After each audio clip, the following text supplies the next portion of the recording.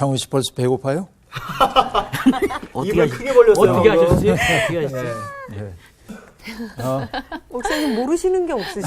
많이 알고셔. 네. 네, 반가워요. 네. 아무튼, 네. 벌써 잠언을 공부한 지 꽤 긴 시간이 흘러갔죠. 네. 애썼어요, 여러분들도. 아유, 선생님이 애쓰셨죠? 네. 맞아요. 그럼요. 선생님이 정말 참. 네. 마치 다 마치는 것 같은 분위기. 끝나나요? 끝나나요? 얘기를 하고 있는데, 네. 잠언이 31장까지 있는데, 네. 15장 공부하고 오늘 16장 들어갈 차례니까, 네. 딱 그럼 반. 이제 절반. 딱 반으로 네. 접어들고 있는 때이죠. 네. 그동안 여러분 많이 깊어지셨습니까? 아, 잠언과 함께한 여행이. 그 좀 뭔가 선생님의 반열에 이렇게 올라갈 수는 없지만 뭔가 마음에 있는 어떤 그 우물에 이렇게 뭐죠? 바구니가 아니잖아요. 그물? 그물이 아니죠. 여기 우물에. 아, 우물에 뭘 두레박. 던지죠? 두레박. 두레박을 그렇죠. 두레박을 던져가지고 이제 지혜를 지금 조금씩 이렇게 퍼올리고 있는 중입니다. 저 표현 좀 봐. 표현력이 시인, 아주 시인이 무슨 되셨죠? 시적이에요? 저는 달리 표현할래요. 네. 그전에는 제가 산행을 올라가기 전에 그냥 지금 여기에서의 제자리였다면, 제자리에 그냥 서 있었다면, 선생님의 말씀을 들으면서 뭔가 산을, 정상을 바라보면서 그 자리에서 올라가기 위해서 계속 좀 워킹을 하고 준비 운동을 지금 하고 있는 그래요. 중인 것 같아요. 결국은 우리가 성경을 읽는다고 하는 것은 더 나은 존재가 되기 위한 것이죠. 네. 그러니까 잠언을 이만큼 공부했는데 야, 나 많이 알았어. 이렇게 얘기하는 거 가지고는 안 되고 네. 결국 배웠던 그것이 네. 나의 삶을 조금 더 나은 존재로 맞습니다. 바꾸어냈다고 한다면 우리 공부는 보람이 있는 거고. 네. 그렇죠? 성경을 읽는다고 하는 것은 내가 성경을 읽고 해석의 주체가 되는 것이기도 하지만 네. 성경이 나를 읽도록 허용하는 것이기도 합니다. 그러니까 성경 속에 비추어진 내 모습을 바라보면서 마치 성경을 거울 삼아 나의 부박했던 삶을 돌아보고 내 삶을 다시금 조율하는 이것이 성경 읽기라고 얘기할 수 있겠죠. 네. 네. 네. 그런 성서의 세계 속으로 다시 한번 가볼까요? 네. 네. 오늘 수업 잠언 32강 마음의 경영과 말의 응답. 오늘 잠언 16장 1절부터 15절까지 공부를 할 텐데요. 네. 상훈 씨부터 좀 읽어주시죠. 네. 마음의 경영은 사람에게 있어도 말의 응답은 여호와께로부터 나오느니라. 사람의 행위가 자기 보기에는 모두 깨끗하여도 여호와는 심령을 감찰하시느니라. 너의 행사를 여호와께 맡기라. 그리하면 내가 경영하는 것이 이루어지리라. 여호와께서 온갖 것을 그 쓰임에 적당하게 지으셨나니 악인도 악한 날에 적당하게 하셨느니라. 무릇 마음이 교만한 자를 여호와께서 미워하시나니 피차 손을 잡을지라도 벌을 면하지 못하리라. 인자와 진리로 인하여 죄악이 속하게 되고 여호와를 경외함으로 말미암아 악해서 떠나게 되느니라. 사람의 행위가 여호와를 기쁘시게 하면 그 사람의 원수라도 그와 더불어 화목하게 하시느니라. 적은 소득이 공의를 겸하면 많은 소득이 불의를 겸하는 것보다 나으니라. 사람이 마음으로 자기의 길을 계획할지라도 그의 걸음을 인도하시는 이는 여호와시니라. 하나님의 말씀이 왕의 입술에 있은즉 재판할 때에 그의 입이 그르치지 아니하리라. 공평한 저울과 접시 저울은 여호와의 것이요 주머니 속의 저울추도 다 그가 지으신 것이니라. 악을 행하는 것은 왕들이 미워할 바니 이는 그 보좌가 공의로 말미암아 굳게 섬이니라. 의로운 입술은 왕들이 기뻐하는 것이요 정직하게 말하는 자는 그들의 사랑을 입느니라. 왕의 진노는 죽음의 사자들과 같아도 지혜로운 사람은 그것을 쉬게 하리라. 왕의 희색은 생명을 뜻하나니 그의 은택이 늦은 비를 내리는 구름과 같으니라. 아멘. 네. 오늘 이 잠언 16장 1절하고요. 네. 또 9절 이건 꽤 유명하죠. 잠언하면 떠올리는 구절이죠. 네, 맞아요. 그죠? 네. 마음의 액자. 경영은 사람에게 있어도 말의 응답은 여호와께로부터 나온다 하는 네. 얘기나 구절. 사람이 마음으로 자기의 길을 계획할지라도 그의 걸음을 인도하시는 이는 여호와시니라. 네. 예, 예. 그래서 잠언하면 네. 늘 떠오르는 네. 구절이 네. 이것이죠. 사실 마음의 경영이 사람에게 있어도 말의 응답 여호와께로부터 나온다 하는 이 말은 하나님의 절대적 주권, 그죠? 하나님의 주님 되심 이런 것들을 표현하기 위한 것이죠. 네. 내가 계획한 바대로 이루어질 수도 있고 그렇지 않을 수도 있는데 이걸 기가 막히게 보여주는 사건이 성경에서 한번 등장하거든요. 어떤 얘기냐면 민수기에 나오는 얘기인데 네.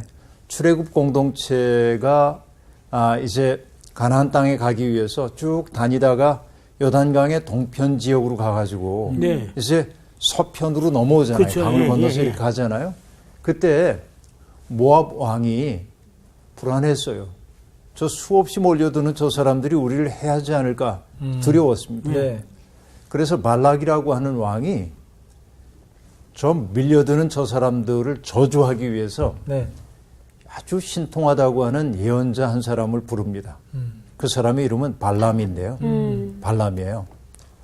근데 어쨌든 발람이 왔어요. 무엇하기 위해서 왔냐면 저 탈출 공동체 사람들을 저주하기 위해서 부름받은 겁니다. 그래서 그 사람들이 쭉 보이는 산 위에 올라가서 이렇게 봐요. 네. 네. 그리고 발람이 저주의 말을 하려고 입을 열었는데 네. 나오는 말이 축복의 말이에요. 축복의 말을. 자기도 어떻게 통제할 수가 없어요. 그러니까 발락이 얘기합니다. 아니 저주하라고 많은 돈 들여가지고 모셔왔는데 이러시면 됩니까? 그러니까 이 자리에서 잘 안 되면 딴 장소로 가봅시다. 네. 네. 자리를 옮겨서 또 저주하라고 그랬더니 네. 또 축복의 말. 또 축복을 하는 거예요. 네. 이 일이 반복됩니다. 네. 그러니까 발락이 항의를 하잖아요. 네. 어찌 이럴 수가 있습니까? 네. 이때 발람이 하는 유명한 말이 있어요. 민수기 23장에 나오는 얘기인데요. 네. 이렇게 말합니다. 하나님이 저주하지 않으신 자를 내가 어찌 저주하며 여호와께서 꾸짖지 않으신 자를 내가 어찌 꾸짖으랴 용하네. 말합니다. 용해요. 네, 용하네. 용하네. 용하죠. 용하지. 네, 이게 이제 대표적인 얘기이죠. 그러니까 내가 어떤 일에 대한 계획을 세우지만 마음의 경영, 그러니까 마음의 계획이죠. 그것은 내가 세웁니다. 난 이렇게 해봐야지. 그런데 그것을 이루어내는 분은 하나님이시다. 그러니까 하나님의 절대적 주권을 얘기하고 있습니다. 그죠? 그 다음에 사람의 행위가 자기 보기에는 모두 깨끗하여도 여호와는 심령을 감찰하시느니라 이렇게 말하고 있죠. 네. 여러분 우리가 하는 일은 늘 자기를 정당화하죠. 사람들은 자기가 하는 일이 옳다고 생각을 합니다. 네. 네. 그래서 여러분 제가 종종 하는 얘기가 있는데 그리스 신화에 나오는 프루크루스테스라고 하는 그 괴물의 이야기를 여러분 들어본 적이 있을 거예요. 네. 내가 한 적이 있을 겁니다. 침대. 프로크루스테스. 이 사람들은 왜 이렇게 이름이 긴지 모르겠어요. 그러니까. 스테이. 네. 스테스. 이 괴물은 한 도시에 들어가는 길목에 주막을 열어놓고 네. 네. 그 여관이라고 합시다. 여관을 네. 만들어 놓고 네. 그 안에다가 쇠침대를 하나 떡 집어넣어놔요. 네. 그 지나가는 사람들을 붙들어서 여기에 눕게 해요. 네. 쇠침대 위에. 네. 그런데 그 침대에 탁 들어맞으면 상관이 없는데 네. 자른다. 침대보다 이 사람 키가 커. 그럼 자른다. 네. 발이 삐쭉 나와. 네. 네. 그러면 어떻게 하냐면 이 괴물은 발을 잘라요. 자기 침대에 맞추는 거예요. 네. 근데 어떤 사람 눕혀봤더니 작아. 네. 그럼 어떻게 해? 잘만 늘려요. 네. 그러면 여러분 프로크루스테스가 하고 있는 일은 어떤 일입니까? 생명의 온전성을 어떻게 해야 돼요? 파괴하고 있죠. 죽이는 거죠. 생명의 온전성을 훼손하는 거죠. 네. 훼손시키는 거예요. 그러니까 괴물이죠. 네. 이 프로크루스테스는 나중에 테세우스라고 하는 영웅에 죽임을 당합니다마는 이게 이제 전설, 그러니까 신화죠. 그리스 사람들이 신화입니다. 그런데 이 얘기를 들으면서 그런 나쁜 놈이 있어? 그렇게 말하는지 모르지만 저는 저 신화가 지금도 여전히 맞아요. 우리에게 네. 읽혀지고 있는 까닭은 뭐냐면 네. 저 이야기가 현실 정합성이 있기 때문에 그래요. 어떤 얘기냐면 우리들은 저마다 프로크로스테스의 침대를 내 마음속에 하나 가지고 있어요. 네. 맞아요. 그래서 나온 씨도 여기 눕혀보고 그러니까 나온 씨는 좋지만 요거는 어떻고 정규 씨도 눕혀봐요. 정규 씨도 좋지만 뭐가 부족하고 네. 이렇게 판단하는 거. 그래서 여러분 나의 기준에 합당해가지고 딱 정말 딱 맞는 사람은 아무도 없어. 네. 다시 말하면 우리는 내 마음속에 침대에 누군가를 눕힘으로 누군가를 불구로 만들기 있어요. 네. 그렇죠? 맞아요. 이게 불구로 만들어요. 네. 그러니까 여러분 세상의 모든 사람들은 저마다 자기의 침대가 하나씩 있습니다. 네. 프로크루스테스의 침대. 네. 그렇죠? 이게 깨뜨려야 돼요. 맞아. 이걸 깨지지 않으면 안 돼요. 그래서 여기 하는 얘기가 그 얘기입니다. 사람의 행위가 자기 보기에는 깨끗하여도 여호와는 심령을 감찰하신다 하고 말합니다. 심령을 감찰한다는 건 뭐죠? 그 사람의 중심을 보신다는 거죠. 네. 그 사람의 중심을 보신다. 그러니까 여러분 때때로 내 욕망을 위해 하고 있는 일들을 우리는 뭐라고 말하냐면 공익을 위한 일이라고 얘기합니다. 옛날에 정치에 나왔던 사람들, 국회의원 선거나 대통령 선거 나왔던 사람들이 옛날에 뭐라고 썼냐면 보다 못하여 나왔다고. 맞아. 보다 못하여 나왔다고. 네. 맞아. 그렇게 말하죠. 네네. 그러니까 다 애국하기 위해 나왔대. 근데 나중에 보면 아니야. 그렇죠. 네. 사익을 추구하기 위해 나온 사람들이 너무 많은 거예요. 네. 우리가 이렇게 얘기하면 정치 혐오증을 만들어낸다고 할 수도 있으니까 조심해야 돼. 네. 그분들이 공익을 위한 마음도 있어요. 분명히. 네. 그런데 사실은 공익보다 사익을 위한 마음이 더 많을 가능성도 있습니다. 네. 근데 포장은 어떻게 하죠? 포장재는 언제나 뭐예요? 공익이죠. 나라를 위하여. 애국. 이런 포장지를 사용하기도 합니다. 누군가 비난하기 위한 말이 아닙니다. 모든 인간이 그럴 가능성이 있어요. 네. 정치인만이 아니라. 그렇죠? 그런 것. 근데 인간은 그런 의미에서 모두가 다 편견에 차 있는 존재라고 말할 수 있어요. 나 좋을 대로 바라보죠. 그렇기 때문에 우리에겐 뭐냐면 제3의 신급이 필요해요. 상훈 씨와 미란 씨가 서로 다툽니다. 예를 들어서 네가 올래 내가 올래. 그때 누구냐면 제3의 신급인 하나님의 마음에 비추어 볼 때 옳고 그름이 나오죠. 네. 이게 이제 중요한 겁니다. 네.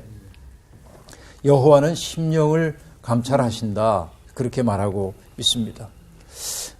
그 다음에 너의 행사를 여호와께 맡기라. 그리하면 내가 경영하는 일이 이루어지리라 하고 말합니다.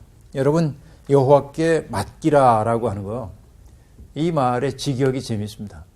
막히라. 주님께 굴려라. 굴려. 주님께 굴려. 네. 주님 당신 몫입니다. 네. 주님께 맡기는 거예요. 좋다. 근데 여러분 맡긴다는 것은 그동안 여러 차례 얘기를 했지만 커미트라고 얘기하고 영어로는 네. 트러스트이기도 한데 네. 내가 맡긴다라고 하는 것은 신뢰를 전제하죠. 네. 그렇죠. 네. 여러분 고양이에게 생선 맡기기 어렵죠. 그렇죠. 왜냐하면 전 녀석이 먹을 거야. 네. 그 생각 들기 때문에 그 맡긴다라고 하는 신뢰를 전제하고 있는데 우리의 행사를 여호와께 맡긴다라고 얘기할 때 여러분 우리가 믿음을 얘기할 때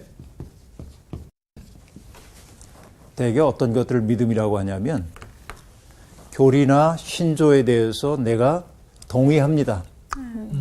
예수님이 우리의 구원자라는 사실을 저는 믿습니다. 이런 것들이 먼저 믿음의 정의에 하나 들어가는 거예요. 네. 신조 같은 것들에 대해서. 네. 그죠?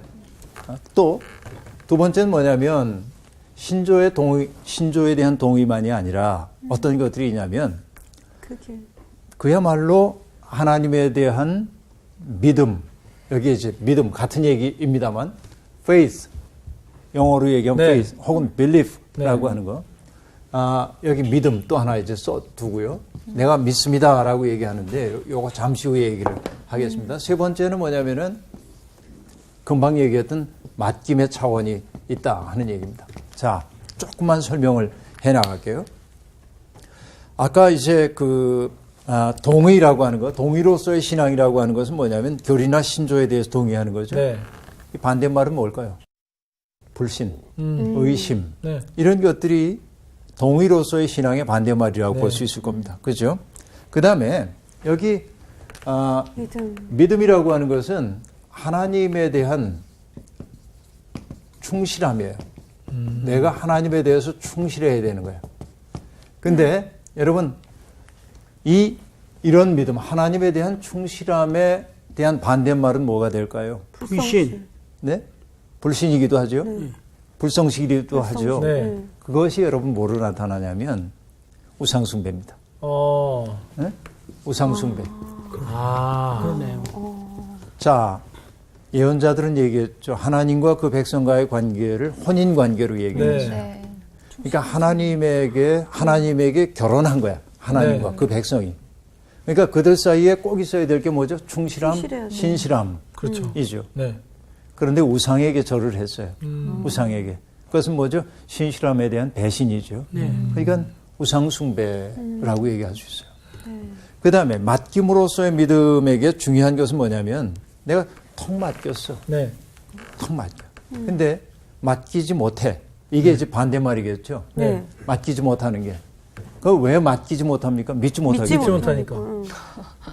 믿지 못하기 때문에 못 맡기는 건데 맡김으로써의 신앙에 실패하는 사람들을 사로잡고 있는 것이 뭐냐면 걱정과 염려입니다. 아. 그죠? 네. 걱정하는 거예요. 네.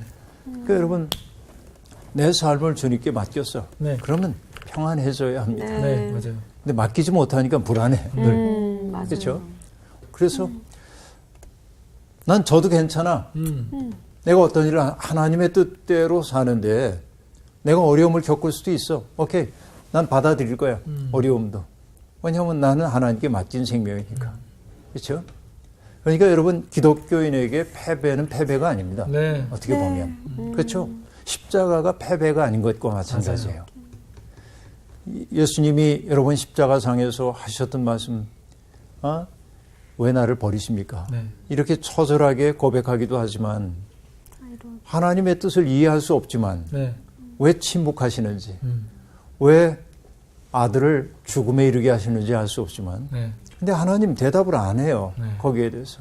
그럼에도 불구하고 예수님은 뭐라고 하죠? 아버지, 내 영혼을 아버지께 맡깁니다. 그렇죠? 네. 그러니까 이해할 수는 없어도 하나님의 사랑을 신뢰하기 때문에 그 사랑 앞에 당신을 맡기는 거죠. 맞아요. 이 절대적인 자기 증여, 절대적인 맡김. 이것이 예수 그리스도가 이 세상에서 지상적 삶의 마지막 순간 우리에게 보여주신 믿음. 선물이에요. 네. 이것이. 그죠? 네. 이게 이해할 수 없더라도 받아들이는 것 말이죠. 이런 것입니다. 그래서 여러분 1절에서부터 3절까지는 보면 마음의 경영에서부터 동기가 순수해야 됨을 얘기하고 있고 그 다음에 마지막으로는 주님께 맡기는 삶에 대한 이야기를 하고 있죠. 네. 그럼 그렇게 보셔야 돼요. 그 다음 여호와께서 온갖 것을 그 쓰임에 적당하게 지으셨나니 악인도 악한 날에 적당하게 하셨느니라. 그렇게 말합니다. 자, 이 얘기는 뭐냐면 하나님이 창조하신 질서와 주권을 강조하기 위한 것인데 네. 세상에 있는 모든 것들이 다 쓰임에 맞게 있다. 다시 말하면 아름다운 세상은 어떤 세상이냐면 네. 있어야 할 것이 있어야 할 장소에 있는 겁니다. 예. 맞습니다. 그러니까 세상에 불필요하거나 무가치한 것은 없다. 네. 여호와께서 세상의 모든 것을 다 쓰임에 맞게 지으셨다라고 얘기하고 있어요. 여러분 그런 것이죠. 건축자의 버린 돌이 그렇죠. 새로운 건물에 네. 모퉁이 돌이 되게 하시는 거죠. 네. 세상 사람들이 버렸던 십자가에 버렸던 예수를 새로운 세상에 단초로 삼으시는 분이 하나님이시죠. 네. 그러니까 우리의 인생의 재료가 나쁘다고 그래도 그것을 그분 앞에 가지고 가면 정직하게 네. 그분은 내가 있어야 할 장소에 서 있게 하심으로 네. 우리를 새로운 세상의 재료로 삼으시는 거죠. 네. 이게 무엇보다 중요한 일이라고 볼 수 있겠습니다. 그래요.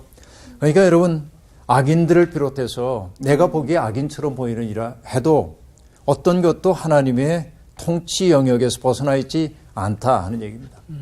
결정론 혹은 예정론을 말하고자 하는 것이 아니에요. 네. 하나님은 세상에 악해 보이는 것들을 통해서 당신의 일을 하시더라 그 얘기예요. 네.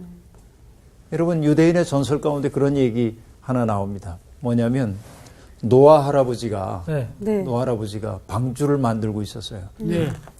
근데 노아는 어떤 얘기를 들었냐면 마을에 있는 우물이 빨갛게 변하는 날 홍수가 시작된다. 이렇게 방주를 완성해 놓고 노아는 날마다 가서 기다려. 우물을 들여다봅니다. 아침에 네. 일어나면. 근데 안 변해 빨갛게. 네. 마을의 악동들이 노아 할아버지를 놀려먹기로 하고 빨간색으로. 빨간색 물감을 갖다 풀었어요. 어허. 그러니까 노아 할아버지가 와서 보니까 빨간 거야. 네. 그래서 들어가서 방주문을 닫았어요. 네. 그날부터 비가 내리기 시작했습니다. 재미나는 얘기죠, 네. 이게. 네. 그러니까 하나님은 세상에서 악한 것들을 통해서도 당신의 일을 하실 수 네. 있어요. 맞아요. 바로의 완악함 때문에 네. 네. 어쩌면 출애굽 사건이 철저하게 일어날 수 네. 있었던 것도 맞아요. 볼 수 있습니다. 그죠? 네. 이런 것들이죠. 그래서 세상이 아까 처음 얘기했던 대로 마음의 경영은 사람에게 있어도 네. 그것을 이루게 하시는 분은 하나님이시거든요. 맞습니다. 그 얘기가 여기에 등장하고 있습니다. 네. 다음 볼게요. 네. 네. 5절입니다. 무릇 마음이 교만한 자를 여호와께서 미워하시나니, 여러분 미워한다는 번역은 너무 밋밋한 번역이라고 얘기했죠. 역겨워하시는 거예요. 네. 마음이 교만한 자를 하나님은 역겨워하십니다. 여러분 어떤 사람이 교만합니까? 누구를 떠올리지 말고요. 이렇게 우리의 몸의 지체를 떠올렸구나. 네. 네. 교만한 눈, 교만한 혀, 네. 교만한 말, 교만한 마음 네. 생각해 보면 돼요. 어떤 사람이 교만하냐? 자기의 유한성을 망각한 채 주님 거역하는 사람. 그렇죠? 이것이 이제 교만한 사람인데, 여러분 이사야에서도 그런 말을 합니다. 그날에 눈이 높은 자가 낮아지며 교만한 자가 굴복되고 여호와께서 홀로 높임을 받으시리라, 이렇게 말합니다. 마음이 교만한 자를 여호와는 역겨워하신다. 네. 그렇죠? 그래서 그런 사람들이 피차 손을 잡을지라도 손 잡는 데는 건 뭐야? 악수하는 거죠. 네. 한편 되는 거죠. 네. 맹세하는 거죠. 네. 그래도 벌을 면하지 못할 거다 하고 말합니다. 교만한 삶에 대비되는 게 뭐냐면 인자와 진리입니다. 그렇죠? 인자와 진리로 인하여 죄악이 속하게 되고 하고 말합니다. 인자는 헤세드이고 진리는 에메트인데, 네. 이거는 하나님의 속성을 얘기할 때 쓰는 단어예요. 그죠? 하나님의 속성을 얘기합니다. 네. 그런데 잠언 기자는 지금 하나님에게 귀속되었던 그 속성을 하나님을 믿는 사람들도 이렇게. 가져야 함을 지금 얘기하고 있어요. 네. 네. 그렇게 살게 될 때, 그렇죠? 결국 인간이 인자하다고 하는 건 뭘까요? 나의 인자함은 뭐를 통해 나타날까요? 있을 때는 따뜻함. 인자한 표정 짓는 거요?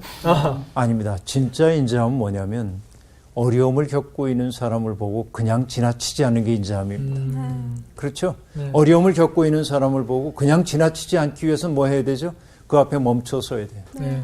그리고 그 사람을 돕기 위해서 수고로움을 받아들여야 합니다. 네. 마치 선한 사마리아 사람이 강도 만난 사람을 보고 멈추어 서서, 네. 그렇죠? 그를 싸매주고 아. 그에게 포도주를 부어서 상처 소독해주고 그를 자기 나귀에 태우고 여관까지 데려가고 네. 그 다음에 어떻게 했습니까? 주인에게 돌봐달라고 얘기하고 부대 비용이 더 들면 제가 돌아오는 길에 비용 지불하겠습니다. 바로 이거 인자함이죠. 그러니까 인자와 그리고 진리 이것이 그것을 선택하는 사람이 결국 뭐냐면 죄의 굴레로부터 벗어나게 된다. 네. 그렇게 얘기하고 있습니다. 그죠? 네. 그러니까 여러분 이것은 의무의 수준을 넘어서는 것이에요. 의무를 뜻하는 영어 단어는 duty입니다. duty. 맞죠? 네. 맞게 얘기한 것 같아요. DUTY. 예. 근데 여러분 의무의 기본적인 뜻은 뭐냐면 채무입니다. 네. 빚이야, 빚. 네네. 그래서 duty라고 하는 말에서 여러분 뭐 빚을 뜻하는 단어가 debt거든요. 네. D-E-B-T. 네. 그러니까 duty하고 같은 뿌리에서 나온 말이에요. 이게 due라고 하는 건 내가 누군가에게 갚아야 할 의무가 있는 그런 뜻인데 이게 전부 duty라고 하는 말이 채무와 관련됨을 보여줘요. 그러니까 의무라고 하는 건 뭐냐면 반드시 해야 돼. 이건 의무입니다. 내가 마치 빚진 내게 돈을 빌려준 사람에게 갚아야 하는 거죠. 근데 인간은 의무만 있는 게 아니라 책임도 있습니다. 네. 그 책임은 뭐예요? 누군가의 필요에 응답하는 겁니다. 이게 인간으로서의 마땅한 길입니다. 네. 그렇죠? 의무뿐만이 아니에요. 네. 인간에겐 책임도 있어. 책임은 타자의 필요에 응답하는 거예요. 그렇죠? 그렇게 살게 될 때 인간은 인간다워진다. 그렇게 말하고 있습니다. 네. 그 다음에 여호와를 경외하는 사람이 악에서 떠나게 된다. 뭐 이 얘기는 더 얘기 안 하겠습니다. 여호와를 경외하는 사람이라야 악의 인력으로부터 벗어날 수 있기 때문에 그래요. 네. 네. 사람의 행위가 여호와를 기쁘시게 하면 그 사람의 원수라도 그와 더불어 화목하게 하시느니라 라고 얘기하고 있죠. 여러분 하나님께서 기뻐하시는 일을 하면 네. 원수와 화해하는 일로 이어진다고 얘기를 하고 있어요. 네. 여러분 창세기에 보면 창세기 성조들 가운데 참 온유한 사람이 하나 있습니다. 성조하면 누구누구 있죠? 아브라함, 이삭, 야곱, 요셉. 이런 분들이지. 근데 이 네 사람 가운데 참 이삭. 부드러운 사람이 맞아요. 이삭입니다. 네. 이분은 보면요, 약간 좀 바보스러워 네. 보이기도 합니다. 그죠? 그랄이라고 하는 곳에 기근을 피해서 내려가거든요. 네. 거기 가가지고서는 블레셋 지경이니까 거기에서 참 어렵게 지내는데 그런 그의 품성을 보시고 하나님이 복을 주셔서 잘 살게 돼요. 근데 이삭은 유목민이에요. 그러니까 가축을 기르는 거죠. 네. 유목민에게 필요한 것은 두 가지죠. 하나는 풀밭이고 또 하나는 물입니다. 물. 그러니까 물이 필요해요. 네. 근데 어쨌든 물과 풀밭이 잘 돼 있어서 그 아래에서 이 사람 부자가 돼요. 그러니까 현지인들이 차마 눈꼴 씌어서 못 봐주겠는 거예요. 그렇죠. 그래서 박해를 합니다.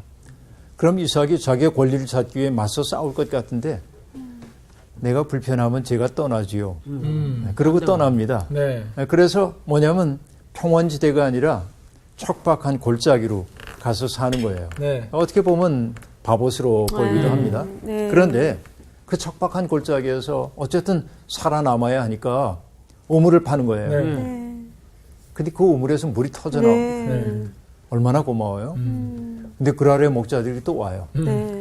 네가 여기서 물 파는 바람에 우리 우물에서 물이 덜 나오잖아. 뭐 이렇게 하고 메꿔버리는 거예요. 네. 정말. 그럼 이삭이 그래 그럼 또 갈게. 그럼 또 가요. 아, 두 번, 세 번 반복합니다. 네. 그런데도 가는 곳마다 물이 나와. 이삭이 우물을 파면 물이 나와. 네.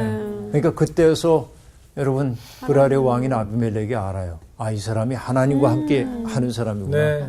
그래서 자기의 부하들을 거느리고 이삭을 찾아옵니다. 이삭은 자기 죽이러 오는 줄 알았지만 그렇지 않죠. 뭐라고 얘기하냐면 그대를 보니 정말 그대의 하나님이 그대와 함께 있는 걸 알았어. 그러니 우리 이제 피차 서로 해치지 말고 평화 조약을 맺읍시다. 어? 그렇게 평화 조약을 맺어요. 그리고 친교의 식사를 나눕니다. 네. 이제 다시는 우리 싸우지 말자. 그러자 이삭의 종이 와가지고 얘기합니다. 팠던 그 우물에서 물이 터져 나왔어요. 이렇게 얘기해요. 여러분 이게 성경에서 정말 감동적인 장면들입니다. 그죠? 이게 여러분 정말 하나님이 기뻐하시는 일을 하면 원수와도 화해하게 된다. 맞아요. 이게 장세기 26장이 우리에게 보여주는 대목이더라고요. 예. 이렇게 살면 좋은데. 네. 근데 우리가 사는 세상은 그때보다 훨씬 더 악해져서 그렇죠. 자꾸 양보하다 보면 네. 이거를 보자기로 하나? 그렇게 되죠. 가만히로 보고 있어. 네. 그렇게 되죠. 그게 참 속상하죠. 이용당하고. 그래서 예수님은 그런지도 몰라요. 너희가 비둘기처럼 순결해야 되지만 뱀처럼 지혜롭기로 해야 돼. 참 어려워요. 그게 참 어려워요. 이거 두 참 개를 어려워요. 두 개를 참. 어느 날 그 뱀이 네. 네.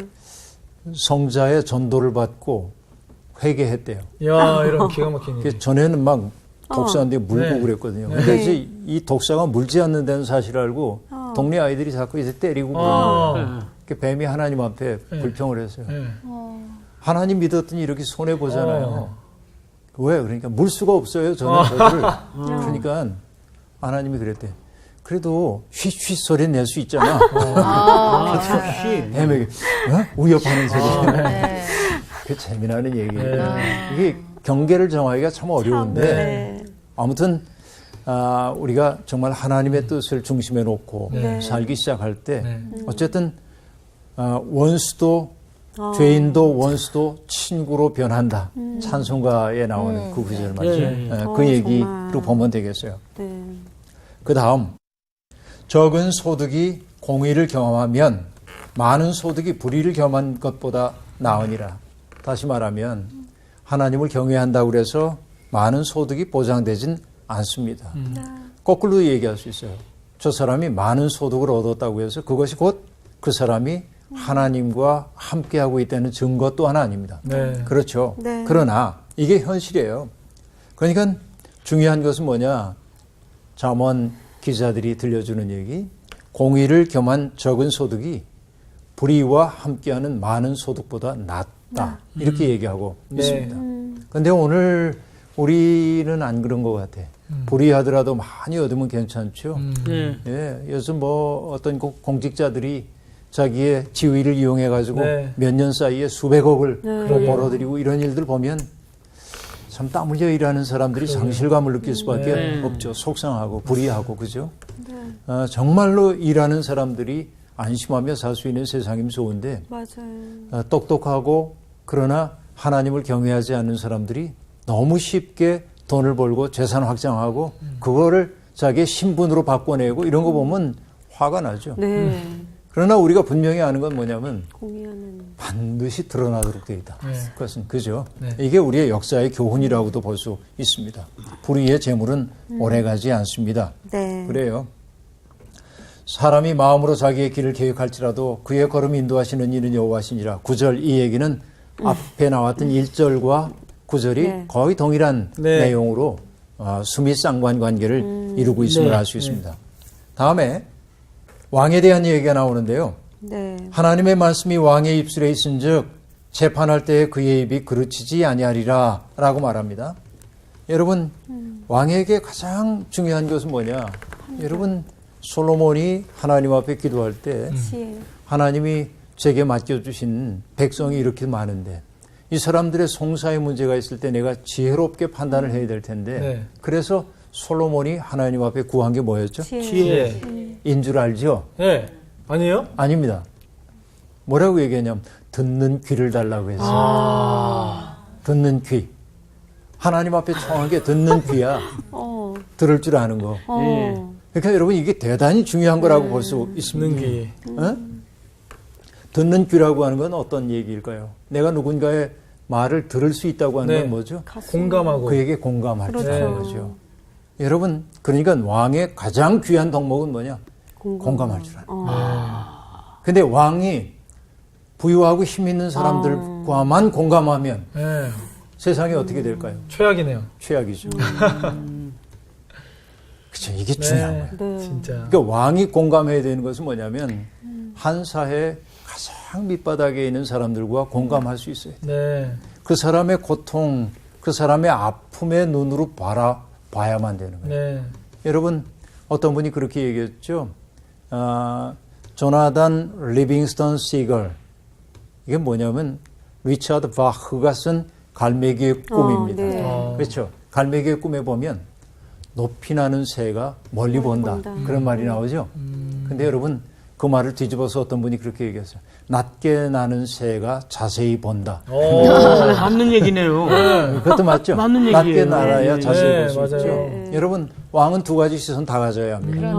높이 날아서 멀리 볼 수 있어야 되고 네. 낮게 날아서 자세히 자세히 봐야 볼 수 있어야 진짜. 돼요. 어느 하나만 가지고 있으면 여러분 낮게만 날면 비전의 차원이 사라지기 쉽고 그렇죠. 그렇죠? 네. 또 높게만 날면 이 현실 속에서 고통받는 사람들이 소외될 수 있어요. 네. 네. 그러니까 공의로운 세상을 이루어낼 수 없는 거죠. 네. 그래서 정말 정치를 하고 있는 사람들에게 필요한 것은 뭐냐면은 약자들에 대한 연민과 그들에게 공감할 수 있는 능력이라고 얘기할 수 있겠습니다. 그죠? 그 다음, 여러분, 공평한 저울과 접시 저울은 여호와의 것이요. 주머니 속의 저울추도 다 그가 지으신 것이라. 여러분, 갑자기 공평한 저울, 접시 저울, 저울추 얘기를 왜 얘기해요? 여러분, 이거는요, 척도를 얘기하는 거예요. 저울이나 이런 것들은 다 척도죠. 근데 여러분 척도가 흔들리면 안 되죠. 그렇죠. 옛날에 여러분 시장에서 한복 재료 같은 거 살 때 자가지고 이렇게 재거든요. 네네. 90cm 자가지고 탁 재는데 정확하게 안 하고 싹 가서 여기쯤에서 또 이렇게 하고 그렇죠? 보면 내가 산 게 10자를 샀는데 나중에 보면 9자밖에 안 돼. 아, 왜 그럴까요? 자를 갖다 대면서 싹싹 접은 거지 이렇게. 아, 속았네. 네, 속은 거죠. 그러니까 여러분 척도가 흔들리면 맞아요. 사회는 안정을 잃는 거죠. 네. 그러니까 왕이 해야 될 일은 뭐냐면 척도가 정확하게 지켜지도록 해야 돼. 그 척도가 뭐냐면 캐논이고 그게 질서예요. 네. 그죠? 맞아요. 이게 이제 지켜져야 되는 거예요. 네. 여러분 그리스 신화에서 정의의 여신은 디케입니다. 디케. 디케가 정의의 여신이거든요. 네. 근데 이 디케는 척도를 어그러뜨리는 사람들을 머리를 풀어 헤친 채 찾아다니면서 책임을 물어요. 근데 디케 여신 옆에는 꼭 복수의 여신인 네메시스가 동행합니다. 죄가 문제야. 그럼 네메시스가 징벌하는 거예요. 이게 척도를 흐리게 만드는 자들. 이게 이제 제일 큰 잘못이라고 볼 수 있습니다. 상행위에서만 여러분 이런 정의가 무너지는 건 아니죠. 네. 네. 어디 가서 면접을 하는데 아버지가 뭐 하셔? 그렇게 묻고 아버지 뭐 하시노? 아버지 뭐 하셔? 그러면 저희 아버지는 뭐 유명한 이렇게 얘기하면 점수 높여주고 이게 척도가 이건 전부 이게 그렇죠. 흔들린 거예요. 네. 아니 거기 왜 면접 보는데 아버지가 뭐 하시는지를 왜 그러니까. 써야 되죠? 글쎄. 저는 그게 되게 의문이에요. 아니, 근데 궁금할 나도. 수 있어요. 진짜 아버님이 뭐 하시나? 네. 아니 그 사람의 그 면모를 봐야지 왜 그 아버지를 왜 봐요? 네. 저는 그게 없어져야 되는 항목이라고 생각해요. 맞습니다. 맞아요. 네. 네, 그런 얘기. 어쨌든 왕이 해야 하는 일은 뭐냐면 그런 질서를 만들어내야 하는데 네. 아까 얘기한 대로 둘 다 그죠? 위에도 봐야 되고 아래로도 봐야 되고 이제 그런 것이죠. 자, 얘기를 마무리하겠습니다. 네. 악을 행하는 자는 왕들이 미워할 바다. 당연한 얘기. 그죠? 네. 이는 그 보좌가 공의로 말미암아 굳게 섬이니라. 여러분, 한 왕의 나라가 굳게 서는 것은 돈이 많아서도 아니고 군사력이 많아서도 아니고 네. 뭐 때문이랍니까? 공의가 바로 서 있을 때 그 네. 나라가 든든히 선다고 얘기하고 있어요. 의로운 입술은 왕들이 기뻐하는 것이요 정직하게 말하는 자는 그들의 사랑을 입느니라. 여러분, 이거 좋은 나라죠. 네. 의로움을 얘기할 때 왕의 사랑을 받아. 아, 그렇죠. 근데 거꾸로도 있죠. 바른 소리 하면 미움받고 좌천되고. 그렇죠. 여러분, 조선시대에 삼사 가운데, 네. 사관원이라는 게 있어요. 사관원 들어보셨어요? 사관원이 하는 일은 뭐냐면 네. 왕에게 직언을 하는 거야. 오. 그러시면 안 됩니다. 이건 잘못하시는 겁니다. 이렇게 얘기하는 거야. 왕의 정치를 비판하는 역할을 하는 거예요. 야. 그게 뭐냐면 제도 속에 들어와 있어. 그래요. 잘하십니다. 그게 아니고 그러시면 안 됩니다. 이건 야, 사관원. 심지어 조선시대에. 심지어 조선시대. 멋있잖아요. 그렇죠? 그래서 여러분 조선시대의 선비들 가운데는 여러분 그랬죠. 지부상소란 말 들어보셨어요? 지부상소? 아니요. 그런 말 못 상소인가 들어보셨죠? 봐요. 지부상소. 두부장수 지. 뭐예요? 두부장수. 지부. 그 다음에 이제 이게 뭐냐면 이게 도끼야. 부자는. 도끼. 네. 지는 지참한다 그거야. 도끼를 지참해. 그렇지. 도끼를 지참하고 상소를 상소하는 거야. 가져가. 왕 앞에 와. 가서. 뭐냐면 왕이 잘못하면 죽여버릴 거야. 그게 아니고 자기가 그게 죽겠다? 아니고 저를 죽이시더라도 저는 할 말을 해야겠습니다. 내가 멋있다. 이게 지부상소라고 한단 말이야. 목숨을 걸고. 목숨을 걸고 얘기하는 거죠. 이 야. 얘기입니다. 그러니까 의로운 입술은 왕들이 기뻐한다. 이건 좋은 세상. 네. 그렇죠? 정직하게 말하는 자는 그들의 사랑을 입느니라 하고 얘기해요. 자, 왕의 진노는 죽음의 사자들과 같아도 지혜로운 사람은 그것을 쉬게 할 것이다. 이건 좋은 정치 지금 얘기하고 있어요. 네. 왕의 희색은 생명을 뜻하나니 그의 은택이 늦은 비를 내리는 구름과 같다. 그렇죠? 왕의 희색은 생명을 주는 왕의 은총이죠. 그러니까 하나님을 경외하는 왕이 다스리고 있는 세상에서 벌어지고 있는 일을 지금 얘기해주고 있습니다. 그렇죠? 정말로 그 왕, 여기서 얘기하고 있는 정치 지도자가 백성들에게 늦은 비를 내려주는 3, 4월에 내리는 비가 성경에서 늦은 비입니다. 네. 늦은 비처럼 내려서 사람들 생명을 깨어나게 한다면 얼마나 좋겠어요. 네. 그렇죠? 그런 세상이 구현되기를 바랍니다. 아, 자, 네. 오늘 수업 여기서 마칠게요. 고맙습니다. 감사합니다. 나도 모르게 아멘 했어요. 그러니까 그 하나님이 우리의 마음의 중심을 보시고 상황들, 그 악한 사람들의 마음까지도 움직이신다는 거. 어제 나 다니엘서 읽는데 딱 이 말씀이 하나님이 다니엘로 하여금 환관장에게 은혜와 긍휼을 얻게 하신지라. 그 안 먹겠다고 했을 때 보통 안 먹어? 이렇게 할 텐데 딱 하나님이 그 마음을 보시고 그 환관장의 마음을 움직이셨다는 게 하나님이 기뻐하시는 마음을 진짜 가져야겠다. 그런 우리 다 같이 우리의 손을 걸음을 잡고 인도하시는 이는 다 여호와시니라. 손을 잡고 우리 기도합시다. 듣는 귀를 달라고. 아, 듣는 귀를 하세요. 주시옵소서. 우리 상훈이 형을 위해서 많이 기도하겠습니다. 네. 그렇게 생각합시다. 감사합니다. 우리 흑덕분 너무 아버지. 아버지.